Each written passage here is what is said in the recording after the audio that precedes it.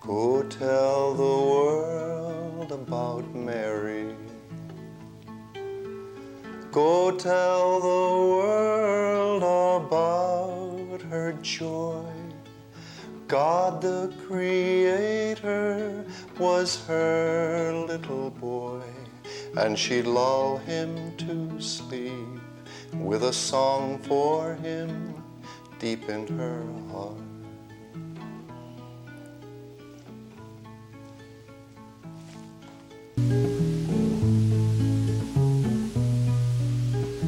Go tell the world about Mary.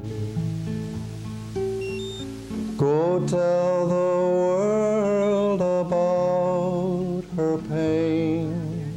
God the Redeemer was her young son slain, and his love she would keep and would ponder it deep in her heart. Fellow Legionaries, today we're going to talk about the early Dublin hostels, the Legion hostels of Dublin. And this will really give you a treat because we have with us people who have been with these hostels throughout the years, or most of the years, which these hostels have been in existence. We're going to talk to Tom Doyle of the Morning Star Hostel, and we're going to talk to Peg MacDonald of the Women's Hostel, the Regina Caeli. But first we're going to start with Tom. And we're delighted to have him here because we understand, Tom, that you are getting ready now to celebrate your 50th year with the Morning Star Hostel. Is that correct? Well, not quite correct. Not quite correct? 50 years in the Legion. 50 years in the Legion? But a little less than 49, that's altogether in the hostel. I had been visiting it and working in it some time before I went there altogether. But a little less than 49?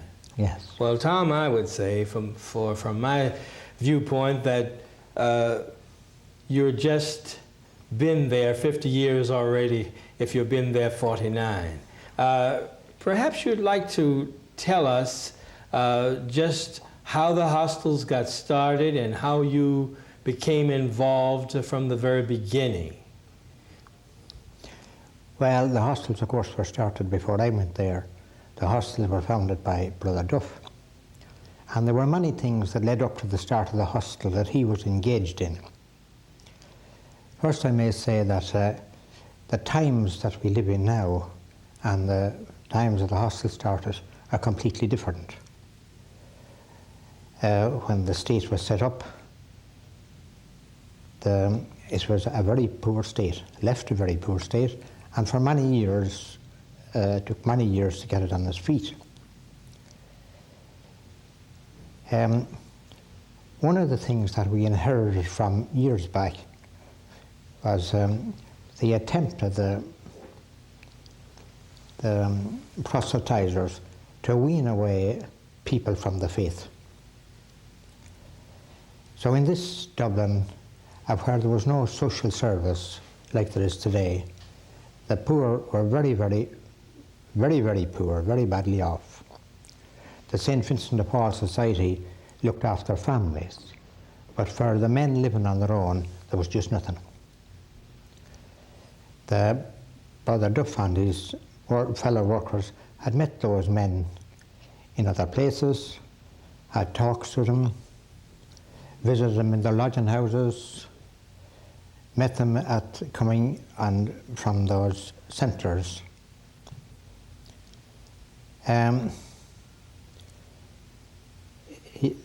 try and get something started, the St. Vincent de Paul already had a hostel, but they were set up for men who were coming into Dublin looking for work. And they were taken into the St. Vincent de Paul hostel for 2 weeks. After that, they had to go. If they were still out of work in 2 months' time, they were taken back for a second fortnight. The idea was to try and get men to work. But our type of man, the man the Morning Star later catered for, They went back to the hostel several times and eventually had wore out their welcome there, had been on the blacklist for one thing or another. So they had to live in hostels, lodging houses that were very, very bad. And quite a lot of them were not able to pay the necessary, an old sixpence, that's our present twopence halfpenny, to get a bed in those lodging houses.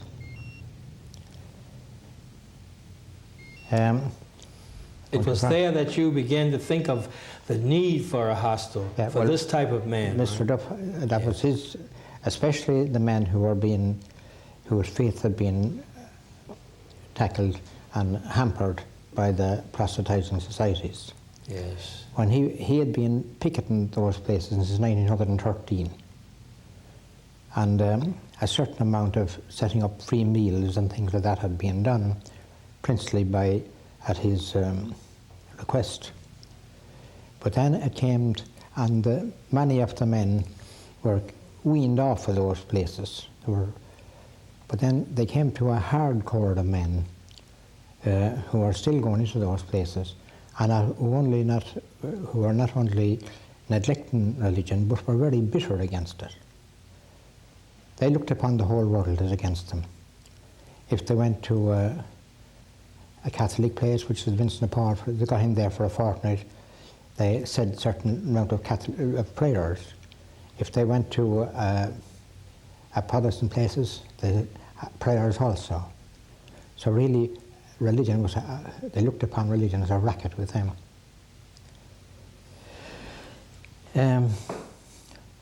So various attempts were made to start a hostel,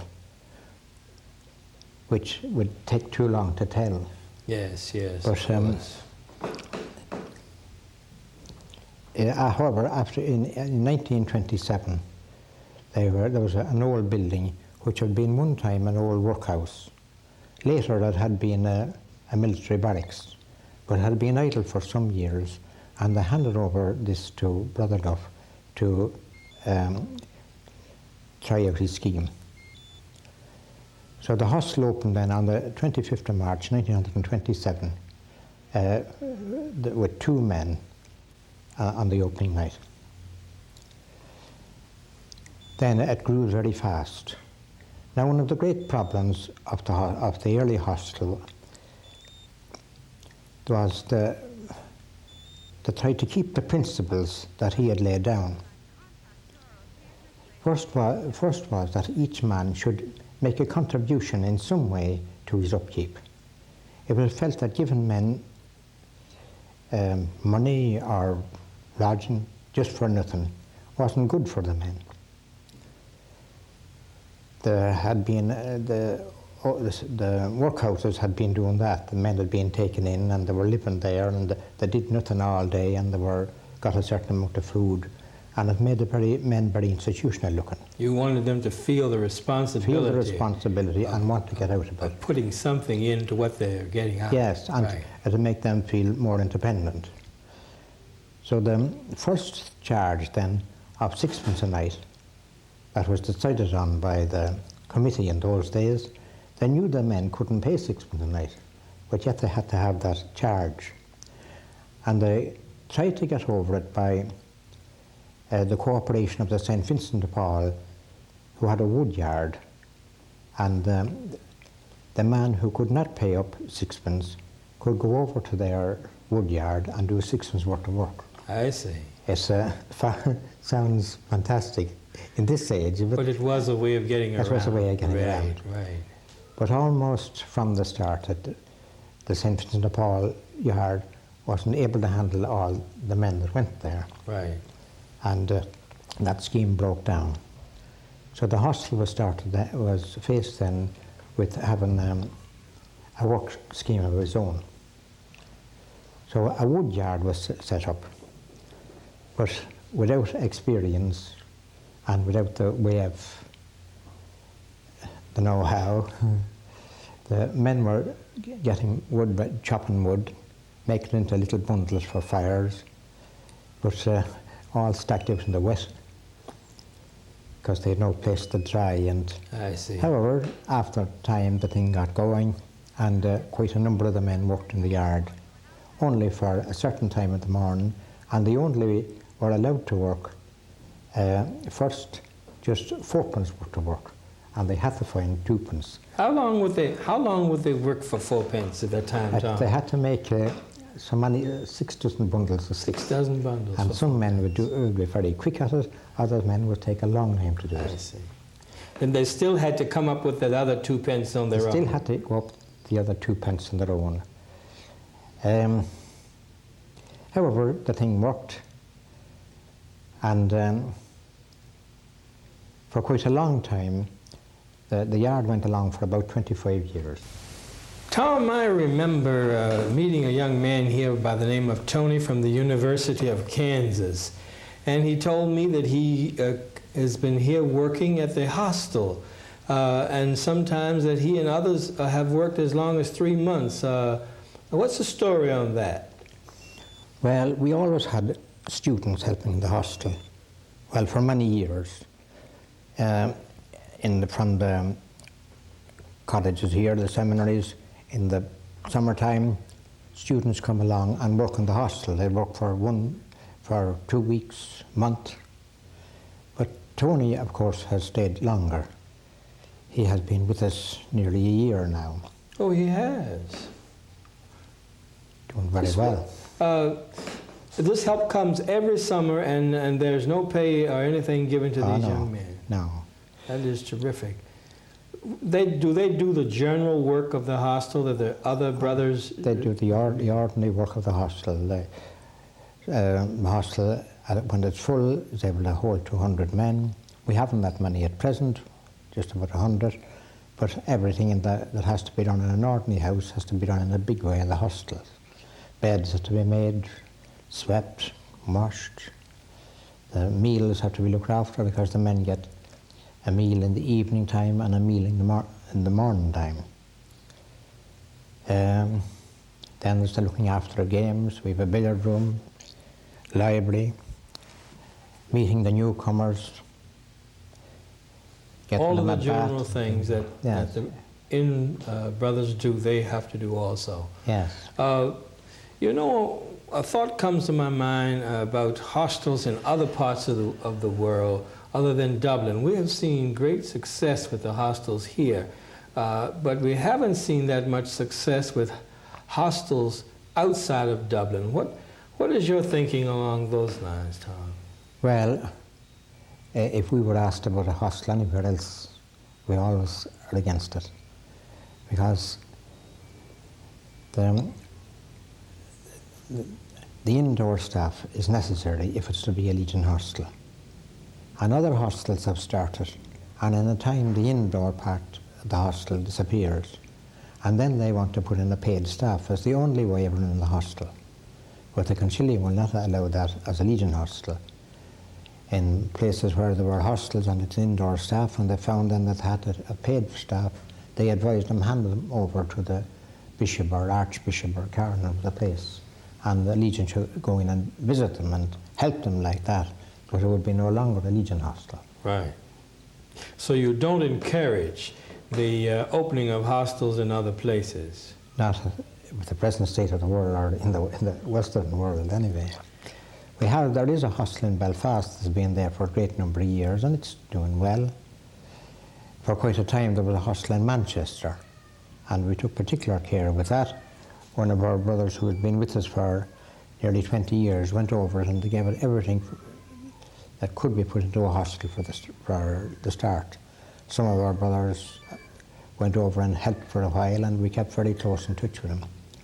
But after some years, he died. He got cancer and died, and he left a very good man, like in charge, but still, after some years, the same thing applied. The hostel went down. down. The hostel went, well, they had to look for... Had to close it. They had to hand it over, yes, because they had to bring in paid staff.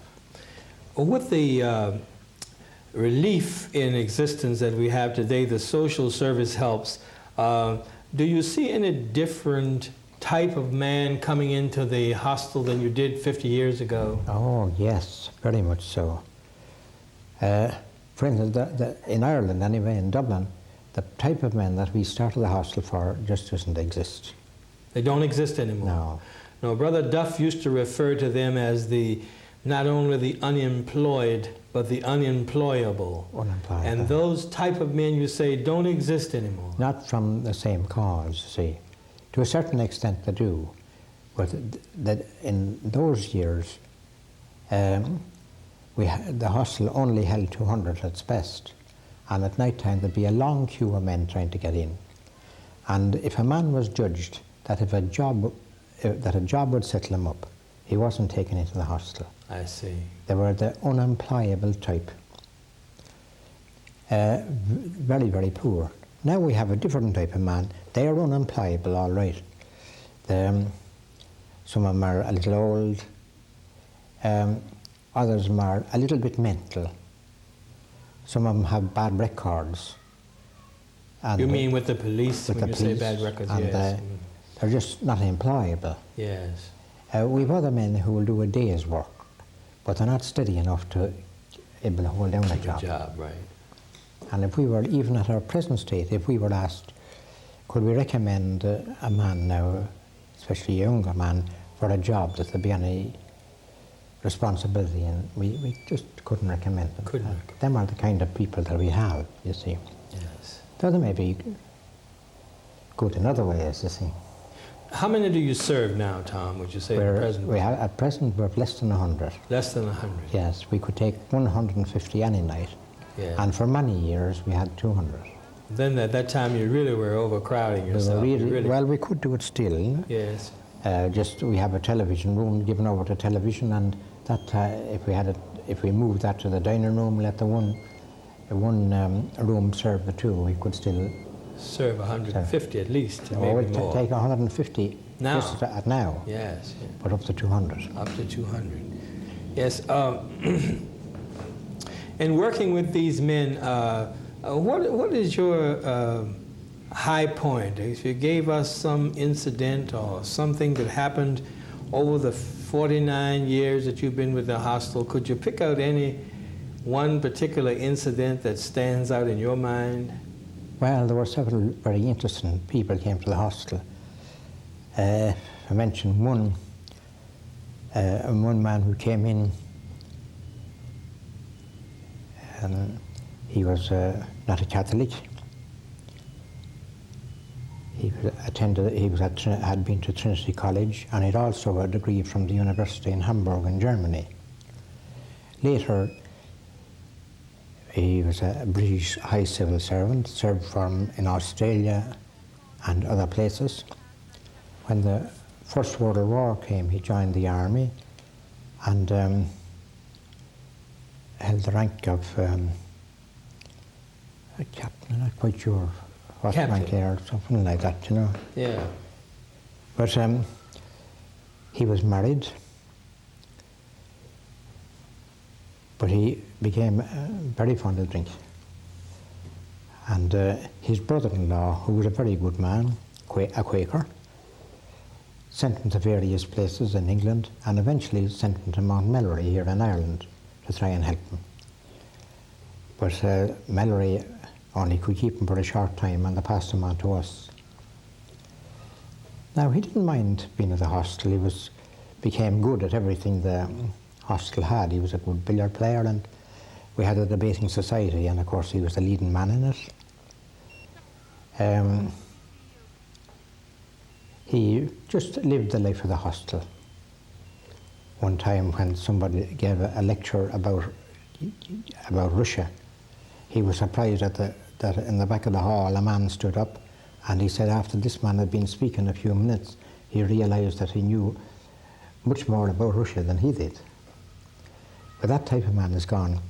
But anyway, when he was in the hostel, there were 2 or 3 others, not quite like him, but still they had something to offer. And they got together and they asked the Presidium to loan them some money to hire a room in a fairly decent place for the teaching of languages. And they taught German and Irish and Greek.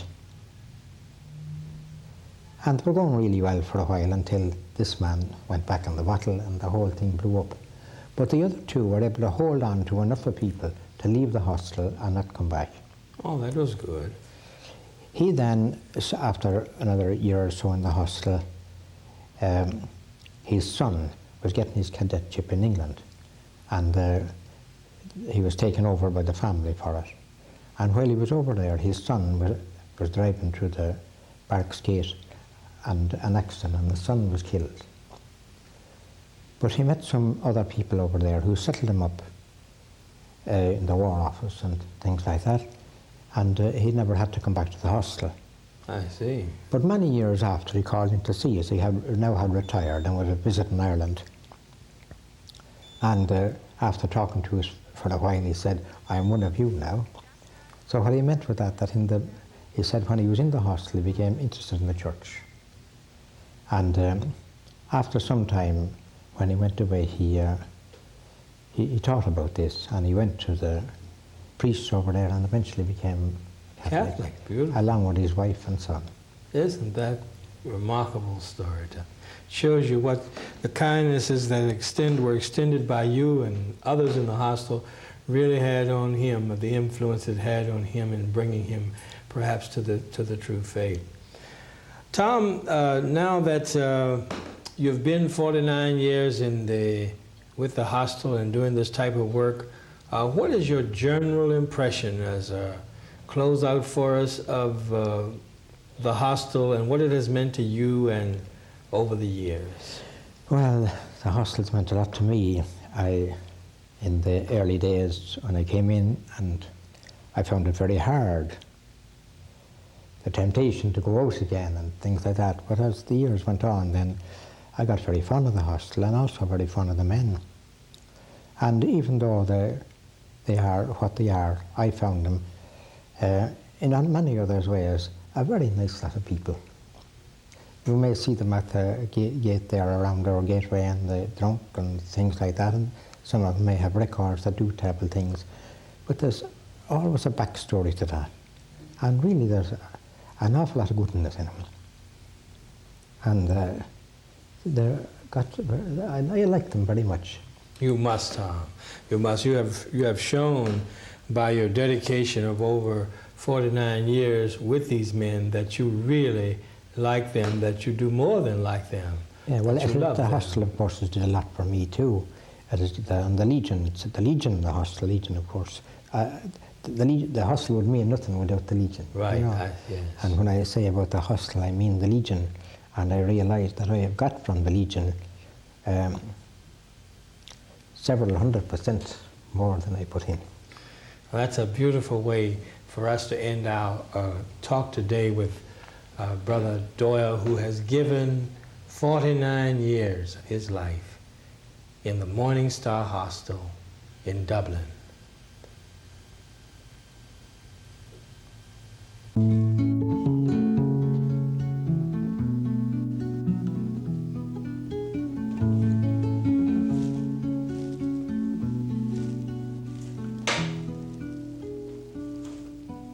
Go tell the world about Mary.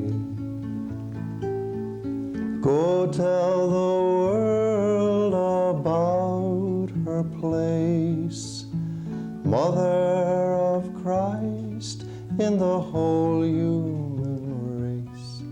And his life she will keep and will care for it deep in each heart. Go tell the world about Mary.